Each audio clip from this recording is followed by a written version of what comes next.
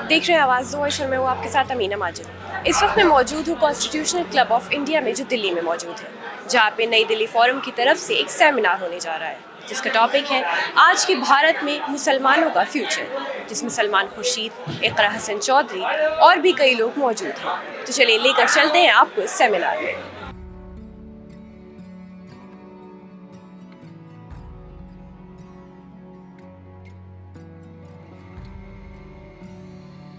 What is the future of Muslims in India. मैंने बहुत सोचा और जहन में दो जवाब आए कि हमें जहाँ काम करने की ज़रूरत है, एक एक्सटर्नल हमारी जो रिप्रेजेंटेशन हो रही है मीडिया के माध्यम से, एक उस पर, और एक इंटरनली हम लोगों को अपने अंदर भी झांकने की ज़रूरत है। और जो कमियाँ हमें महसूस होती हैं उनमें अगर सबसे पहले हम पहल करें उन्हें सुधारने की, एक कौम इकट्ठा होकर सर जोड़कर जब बात करें और जो भी अपनी खामियां हैं उनको एक्सेप्ट करके आपस में हम फैसला करें कि क्या हम बेहतर कर सकते हैं, तो हमें जो बाहर से लोग कोशिश करते हैं ट्रिपल तलाक जैसी चीज़ों को लाकर ये हमें बताने की कि वो हमारे सेवियर्स हैं, इन सब चीज़ों से हम बच पाएंगे। दूसरा, जो हमारा एक्सटर्नल रिप्रेजेंटेशन हो रहा है, जो परसेप्शन एक बनाया जा रहा है, उसको सुधारने के लिए सबसे ज़्यादा हमें तालीम की ज़रूरत है। अगर हमारे लोग हमारे बीच से निकलकर हम सब लोग कोशिश करेंगे, मेहनत करेंगे कि हमारी आने वाली जो पीढ़ियां हैं वो बेहतर तालीम हासिल कर सके, ऐसी जगहों पर जा सके जहां से हम अपनी रिप्रेजेंटेशन बेहतर दिखा सकें। मैं आपको बताना चाहती हूँ कि जब मैं स्कूल में पढ़ती थी तो मुझसे लोग अक्सर कहते थे कि you don't look like a Muslim. मैं हमेशा सोचती थी what does that mean, how does a Muslim look like and how not to look like a Muslim. तो जब हम लोग अपनी जहनियत को दूसरों के साथ शेयर करते हैं, उनसे बात करते हैं, तो हमें महसूस होता है कि मुझ में और किसी और कम्युनिटी में कोई ख़ास फ़र्क नहीं है। हम सब ने एक हिस्ट्री एक्सपीरियंस करी है, हम एक मुल्क के लोग हैं, हमारी समस्याएं एक हैं। तो हमारे बीच में जो नफ़रत घोली जा रही है ये सिर्फ कुछ लोग पॉलिटिक्स के लिए कर रहे हैं, आगे बढ़ने के लिए कर रहे हैं। तो जब हम लोग डायलॉग को आगे बढ़ाएंगे, कम्युनिकेशंस करेंगे, सिर्फ अपनी कम्युनिटी में नहीं बल्कि और कम्युनिटीज़ में बैठकर।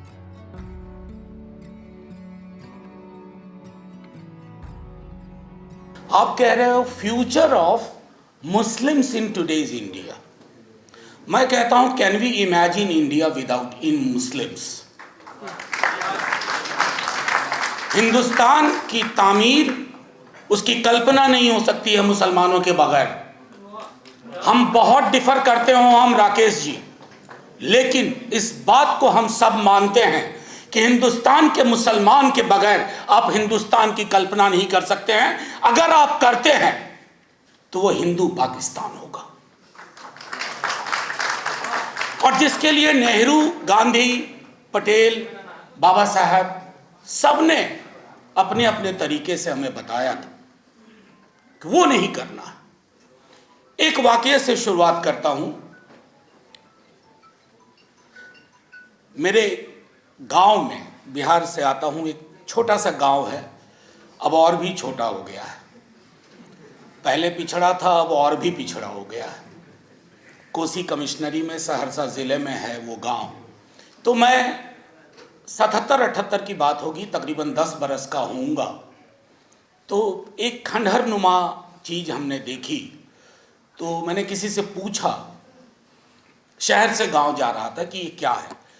तो बताया गया कि नेहरू के कम्युनिटी डेवलपमेंट प्रोजेक्ट में ये मिलन मंदिर बना था,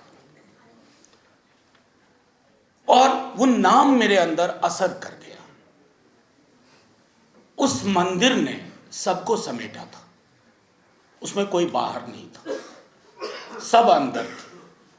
इस देश को वैसे मंदिर चाहिए, वैसे ही स्पेसेस चाहिए, और वो मुसलमानों के बगैर नहीं होगा, उसी तरह सिखों के बगैर नहीं होगा, क्रिश्चियंस के बगैर नहीं होगा। मैं अक्सर जब दुनिया के अलग अलग देशों में जाता हूँ तो मैं एक चीज़ तो जरूर मानता हूँ, हम अद्भुत देश हैं भाई। दुनिया की कोई ऐसी चीज़ नहीं है, कोई ऐसा धर्म नहीं है कोई ऐसी जुबान नहीं है जो इस देश में ना बोली जाती हो। बल्कि कमाल है, नदियां, हवा, अभी केरल चले जाओ, ये जो हम लोग गरम गरम बैठ के पहने हुए हैं, पता चला कि आपको हवाई जहाज में ही सारे कपड़े खोल देने पड़ेंगे। केरल आ गए। ये विविधता जिसका जिक्र किया बार बार होता है, ये विविधता हमारी एसेट है, हमारा हेरिटेज है। लेकिन दिक्कत क्या हो रही है? दिक्कत ये हो रही है कि मुस्लिम कम्युनिटी को लेकर के जो पूरी की पूरी डिबेट चल रही है, ये पूरा विमर्श चल रहा है। जैसे मैं एक बात कहूं, एक बैठे हुए ख्याल आया शाहिद भाई आपके इनविटेशन के बाद, कि बीते 10 बरस में मुसलमानों के को लेकर कितनी किताबें लिखी गई हैं। 28 किताबें मैं गूगल सर्च में ढूंढ पाया, जिसमें से 2 ऑथर मेरे साथ, 3 ऑथर मेरे समक्ष। 28 किताबें। जिस मुद्दे पे बहुत सारी किताबें लिखी जाए ना, वो मुद्दा बहुत अहम है। नेहरू पे देखिए कितनी किताबें लिखी जा रही हैं। मैं क्यों कह रहा हूं? Nehru is under attack, Nehruvian सोच अटैक पे है। तो ये अलहदा मामला नहीं है कि मुसलमानों की आज की पोजीशन क्या है इस देश में, उसको नेहरूवियन आइडिया से भी आप जोड़ के देखिए कि नेहरूवियन आइडिया की क्या हालत है इस देश में। जो लोग आज, कई लोग नेहरू का नाम लेने से बचने लगे। उस पार्टी के अंदर भी, हालांकि मैं मानता हूं कांग्रेस को तो ओपनली कहना चाहिए कि नेहरू कॉपीराइट नहीं है, कॉपी लेफ्ट। वो अवेलेबल है सबके लिए, हम जैसों के लिए, आपके लिए। तो मेरा सिर्फ एक कहना था कि कुछ चीजें हम तय कर लें। इकोनॉमिक मार्जिनलाइजेशन, सच्चर कमेटी ने बहुत कुछ बता दिया, लेकिन लोग हाथ नहीं लगा रहे हैं सच्चर कमेटी रिपोर्ट को। बल्कि 8-10 बरस पहले जिक्र होता था, डिबेट सेमिनार होते थे, आज नाम लेवा नहीं है कोई सच्चर कमेटी का। गोपाल सिंह कमेटी रिपोर्ट, और अभी हिलाल लेके आ रहे हैं 5 फरवरी उस रिपोर्ट। मेरा सिर्फ ये कहना है कि अगर हिंदुस्तान के, और ये this applies to everybody, Hindustan का कोई एक हिस्सा अगर तरक्की नहीं कर पाया तो हिंदुस्तान तरक्की नहीं कर पाएगा। हिंदुस्तान की जो सोच थी वो तरक्की नहीं कर पाएगी।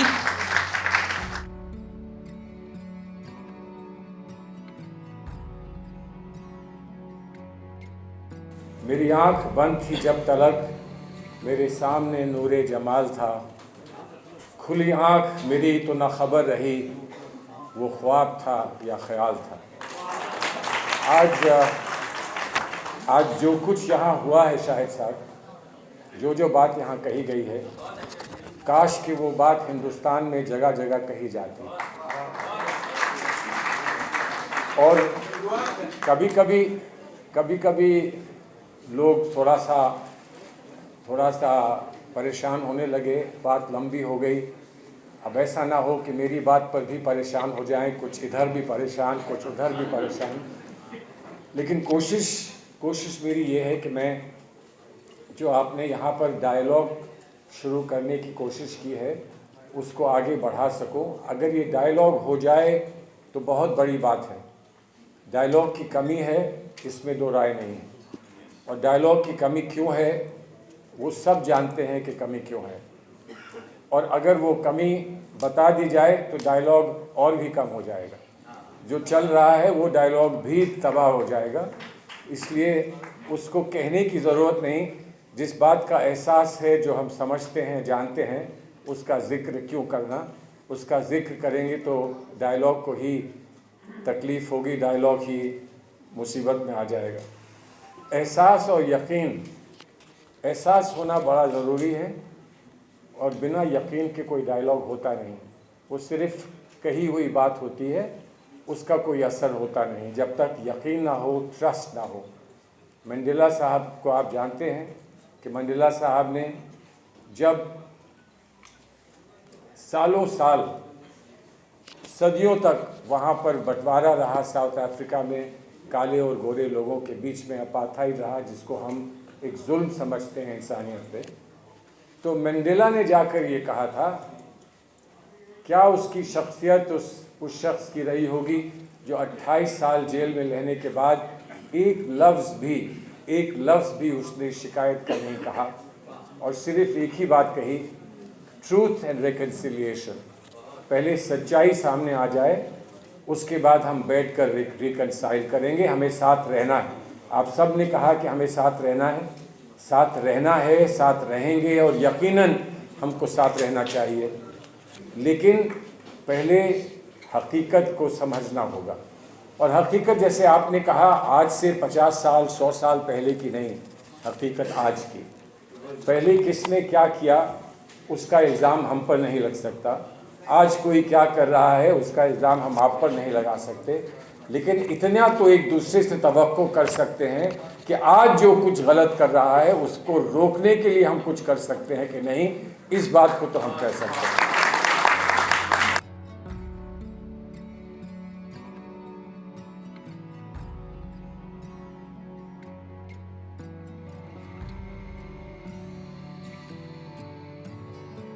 What is the future of Muslims in India?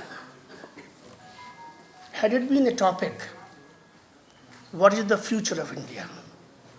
And in that context, had we been talking about the Muslims as well as one of the entities, that would have been a better proposition. This is what my take is on this particular issue. I am running 72nd year of my life. 50 years I have seen my country. 30 years I have spent in Old Delhi. और मुझे एक वाक़या याद आता है, वहाँ से बात शुरू करूँगा अपनी। मैं समझता हूँ आप सब लोगों ने बलराज मधोक का नाम सुना होगा। कितने लोगों ने बलराज मधोक जी का नाम सुना है, ज़रा बताइए। काफ़ी लोगों ने सुना। बलराज मधोक जी जनसंघ से ताल्लुक़ रखते थे और बहुत तीखा बोलते थे और खालिश हिंदू हिंदू हिंदू हिंदू करते थे। उनके जलसे में 200, 300, 400, 500 आदमी से ज़्यादा नहीं होते थे। ठीक हो गई बात। उसके बाद एक पॉइंट ऐसा आया कि उन्होंने एक दिल्ली की कॉन्स्टिट्यूएंसी से इलेक्शन लड़ा। उस इलेक्शन में, उस कॉन्स्टिट्यूएंसी में 90% प्लस हिंदू वोटर्स थे। आज भी ऐसा ही है। Hindus didn't vote Balraj Madhok ji because the majority of Hindu community was not reconciling with neither with his ideology, nor his the content, nor the style of speech, nor anything else. 561 vote मिले थे। कितने? एक शिकायत अपनी community से करके आगे बढ़ते हैं, क्योंकि जब तक आप तारीफ सुनते रहेंगे और मुतालबा करते रहेंगे और कॉन्स्पिरेसी थ्योरी पे चलते रहेंगे और एस्केपिज्म के रूट की तरफ भागते रहेंगे, तब तक मसला हल होगा नहीं। इन 75 सालों में मसले बढ़ाए हैं हमने, उलझाए हैं हमने, सुलझाए कितने हैं आप अपने आप से खुद पूछ लीजिए।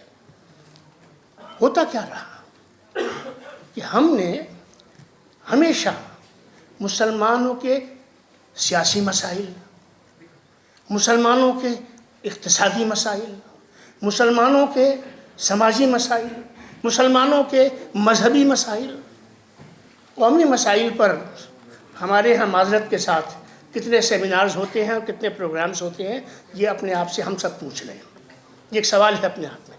हिंदू इस मुल्क का 50 साल के तजर्बे, मुशाहिदे और तज़किये पे कह रहा हूँ, इस मुल्क का हिंदू 50 साल में तकरीबन 40 साल हिंदू की बात सुनना नहीं चाहता था। तो भाजपा के लोग, जनसंघ के लोगों को हिंदू ही नकारता था।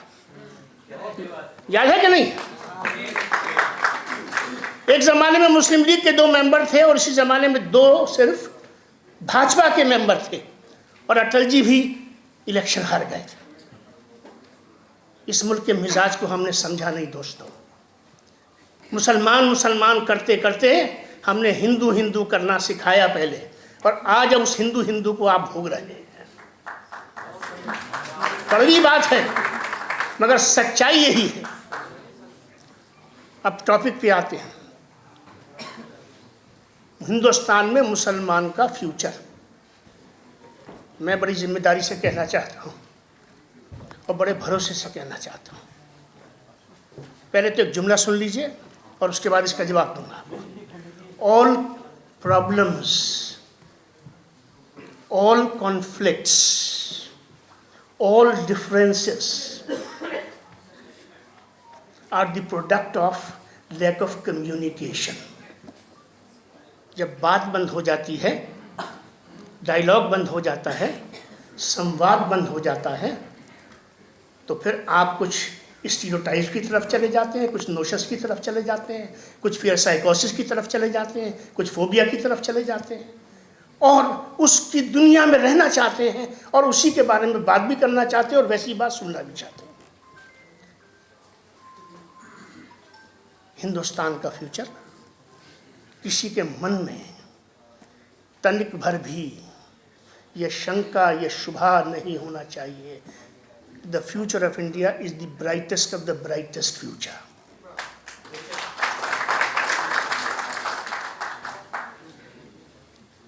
और ये कोई कहने की बात नहीं है। Facts and figures are speaking for themselves. अगर आज दुनिया में इंडियन जीनियस को पे भरोसा करके अमेरिका जैसा मुल्क आगे बढ़ रहा है, उनके इंस्टीट्यूशंस देखिए, उनके साइंटिफिक रिसर्च की लैब्स को देखिए, वहाँ सीईओस को देखिए, हमारे टैलेंट को देखिए, तो आपको अंदाज़ा होगा इस चीज़ का जो है।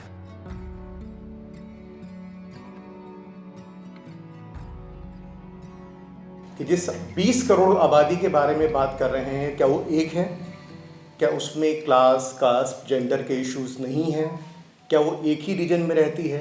हम जब इतनी बड़ी तादाद के बारे में बात करें तो उसकी डाइवर्सिटी, उसकी विविधताओं को देखना बड़ा ज़रूरी है। और मुझे लगता है कि हमारी बातचीत में ये विविधता का सवाल आना बहुत ज़्यादा लाजमी है, ज़रूरी है। इसके बरक्स हम बात नहीं कर पाएंगे। एक बात। दूसरी बात ये कि जो जिस तरह से इस सवाल का जवाब हमें दिया जा रहा है, उसमें एक जवाब है जो बहुत ज़्यादा ऑफिशियल है, यानी सब चंगासी, बिल्कुल सब ठीक है। और दूसरा जवाब रोने पीटने का है कि जब भी मुसलमान की बात होती है तो हम रोना धाड़ना शुरू कर देते हैं, ये नहीं है, वो नहीं है। जो वास्तविकता है, जो रियलिटी है, वो इसके बीच में है। और मुझे उम्मीद है कि इस रियलिटी तक हम पहुंचने की कोशिश करेंगे इस सेमिनार के जरिए। सर 120 सेकंड हो चुके हैं। Thank you. आप 2 मिनट और बोल सकते हैं क्योंकि लोग सुन रहे हैं आपकी बात। अच्छा, नहीं, मोटे तौर पर तो यही है। एक और चीज़ मैं सिर्फ ये 2 पर्सपेक्टिव हैं जिससे देखा जाता है, और तीसरा पर्सपेक्टिव जो कि ज़्यादा इन विविधताओं को स्टेट वाइज हम कैसे देखते हैं, मुसलमानों को, उनको उनके कास्ट या उनके इकोनॉमिक पिछड़ेपन के तौर पे हम कैसे देखते हैं, इसके बारे में हमारी समझ बहुत ख़राब है, बहुत लिमिटेड है। तो मुझे लगता है कि उस पर कुछ और बात होनी चाहिए। एक छोटा सा काम अभी हम लोगों ने किया है, मेरा ताल्लुक़ CSDS से है, centre for the study of developing societies. हम लोग सर्वे करते हैं। मैं और एक बात बता दूं कि सर्वे जो है वो फाइनल ट्रूथ नहीं होता है। सर्वे एक चीज़ को जानने की कोशिश होती है। और पिछले तकरीबन 10 साल के सर्वेज़ की अगर हम बात करें तो एक सवाल हम हिंदुस्तान में, और हमारा जो सैंपल साइज़ होता है वो तकरीबन 30,000 के आसपास होता है, और एक सवाल हम अक्सर पूछते हैं, और वो ये सवाल होता है कि ये हिंदुस्तान किसका है। ये थोड़ा सा प्रोवोकेटिव सवाल है, थोड़ा उत्तेजना भरा वाला सवाल है, क्योंकि जिस तरह का मीडिया विमर्श हमको दिखाया जाता है, मीडिया के दोस्त माफ़ करेंगे, उससे ये लगता है कि अब दरअसल सब चीज़ें बदल चुकी हैं। लेकिन पिछले 10 सालों में होने वाले हर एक सर्वेक्षण में हमने ये पाया कि 90 से 95% भारत की आबादी, जो हमने सर्वेक्षण में जिन लोगों के साथ किया, वो ये मानती है कि भारत सबका है, भारत सिर्फ हिंदुओं का नहीं है। एक बात। और दूसरी बात ये, और अगर आप कहें कि भाई ये तो CSDS का सर्वेक्षण है, लेकिन अगर आप चाहें तो इसको और भी जाकर देख सकते हैं। प्यू रिसर्च सेंटर के साथ में भी हमने एक सर्वेक्षण किया था, एक सर्वे किया था, उसमें भी हमने सवाल पूछा, और तकरीबन मोर और लेस यही किस्म का आंकड़ा आता है कि कि 90% भारतीयों का ये 10% जवाब नहीं देते हैं, 90% भारतीयों का ये मानना है कि भारत सबका है और एक अच्छा हिंदू और एक अच्छा मुसलमान होने के लिए ज़रूरी है कि हम एक दूसरे के मज़हबों की इज्जत करें। ये सर्वेक्षण है, जैसे मैंने कहा कि जो सर्वेक्षण के नतीजे होते हैं वो फाइनल ट्रूथ नहीं होता है, उसके ऊपर और जानने की ज़रूरत होती है। तो कम से कम इतना तो हम कह सकते हैं कि जो मीडिया में चलने वाली बातचीत है और जो वास्तविकता है उसमें कहीं कुछ फ़र्क है। अब ये फ़र्क, जैसे मैंने कहा, सर्वे सिर्फ इशारा करता है। अब इस फ़र्क को और आगे जानने के लिए हमें इस तरह के सेमिनार्स की ज़रूरत है और रिसर्च की ज़रूरत है। मैं सिर्फ ये कहना चाहता हूँ कि जैसे मैंने शुरू में भी कहा कि हम एक टॉकेटिव या बोलने वाले समाज से आते हैं, हमें शायद थोड़ा रुकना चाहिए और बोलने से पहले सोचना चाहिए कि आखिर हम क्या कह रहे हैं। अगर हम ऐसा करेंगे तो शायद हम एक 20 करोड़ आबादी की भविष्य की बात कर रहे हैं, तो शायद और अच्छी तरह से उसको समझ पाएँ। और इसीलिए शायद मुझे लगता है कि टॉकेटिव सोसाइटी से आने की वजह से महात्मा बुद्ध से लेकर महात्मा गांधी ने हमेशा ये कहा, चुप रहो। तो मैं अपनी बात यहीं पर खत्म करता हूँ। बहुत बहुत शुक्रिया।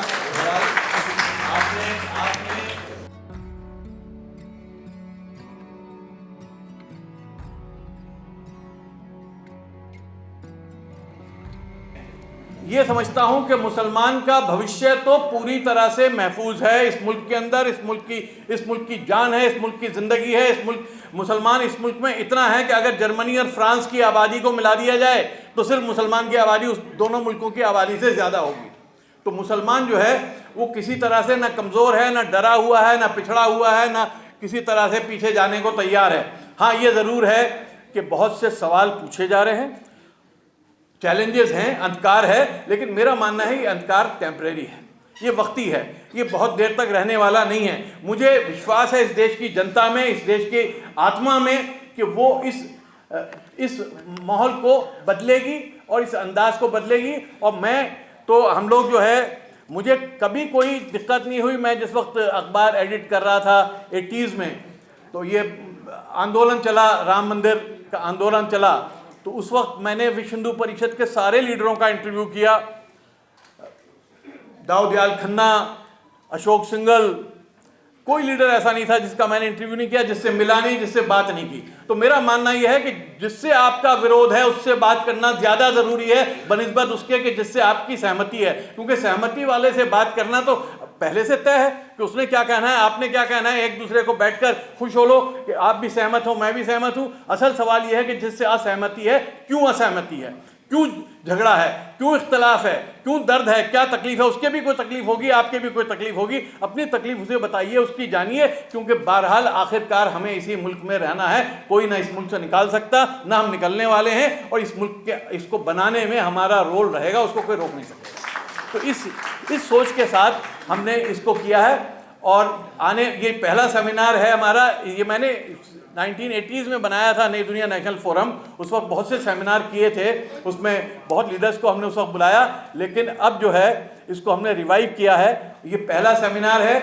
इसके बाद हमने अभी से तय कर लिया है 22 फरवरी को हम एक सेमिनार कर रहे हैं एजुकेशन पे, और इस एक बर्निंग सवाल पे कर रहे हैं कि Y hate has entered educational institutions, discrimination and hate has entered, and how to resolve it, how to fight it। क्योंकि वो खतरा सिर्फ एक कौम के बच्चों को नहीं है, पूरे मुल्क के लिए। अगर एजुकेशन में जब हेट्रेड और डिस्क्रिमिनेशन आ जाता है तो पूरे देश का खतरे में पड़ जाता है भविष्य। तो उसके ऊपर हमने 22 फरवरी को सेमिनार कर रहे हैं। उसके बाद 19 अप्रैल को हम एक और बड़ा सेमिनार करने वाले हैं कि जिसमें हम मीडिया को बुलाएंगे कि role of media in making a inclusive India, कि एक ऐसा भारत जिसमें सबको शामिल किया जाए, उसमें मीडिया का क्या रोल है। क्योंकि मीडिया आज डिवाइड करने का रोल, आज जो छोटा भी इख्तलाफ होता है उसको इतना बड़ा कर दीजिए, राई का पहाड़ बनाने का जो काम हो रहा है उससे समाज का और देश का नुकसान हो रहा है। उसके ऊपर भी हम बात करेंगे। उसमें मीडिया की भी दिक्कतें हैं, मीडिया का भी रोल है, उसके ऊपर हम बात करेंगे। तो मेरा कहने का मकसद ये है कि अभी से आप लोग तैयारी कर लीजिए। ये आप आज आए हैं, आपको बार बार आना पड़ेगा। आप सबका इस्तकबाल करूंगा। बहुत बहुत शुक्रिया। और अब जो है बात को आगे हम बढ़ाएंगे। बहुत शुक्रिया सर। अभी आप सुन रहे थे शाहिद सिद्दीकी साहब को। ये जो हमारे मीडिया के साथी हैं, मैं चूँकि मास कम्युनिकेशन का टीचर हूँ, इसलिए ये जो नए इंस्टीट्यूट से निकल के आए उनको बता दूं कि ये साहब जो अभी बोल रहे थे, ये ख़ुद अपने आप में इंस्टीट्यूट है कम्युनिकेशन के। और आज से 20-25 साल पहले शाहिद सिद्दीकी ने नई दुनिया स्कूल ऑफ